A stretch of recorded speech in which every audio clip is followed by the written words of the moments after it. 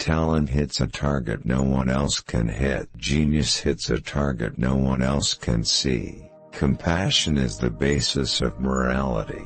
A man can be himself only so long as he is alone, and if he does not love solitude, he will not love freedom, for it is only when he is alone that he is really free. Mostly it is loss which teaches us about the worth of things. The assumption that animals are without rights and the illusion that our treatment of them has no moral significance is a positively outrageous example of Western crudity and barbarity. Universal compassion is the only guarantee of morality. Every man takes the limits of his own field of vision for the limits of the world. Happiness consists in frequent repetition of pleasure. It is difficult to find happiness within oneself, but it is impossible to find it anywhere else. The person who writes for fools is always sure of a large audience. They tell us that suicide is the greatest piece of cowardice.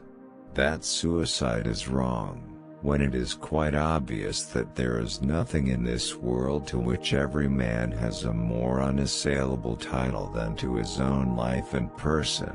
Every miserable fool who has nothing at all of which he can be proud, adopts as a last resource pride in the nation to which he belongs. He is ready and happy to defend all its faults and follies tooth and nail, thus reimbursing himself for his own inferiority.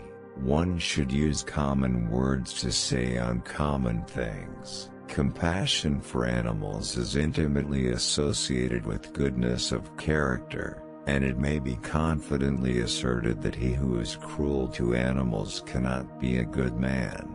When we read, "Another person thinks for us," we merely repeat his mental process.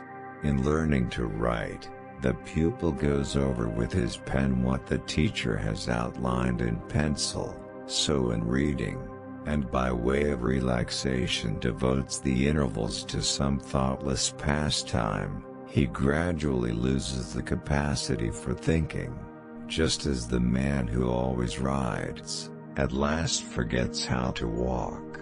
This is the case with many learned persons. They have read themselves stupid. The art of not reading is a very important one. It consists in not taking an interest in whatever may be engaging the attention of the general public at any particular time.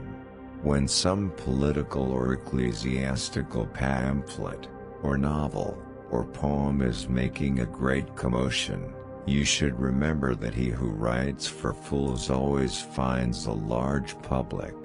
A precondition for reading good books is not reading bad ones, for life is short.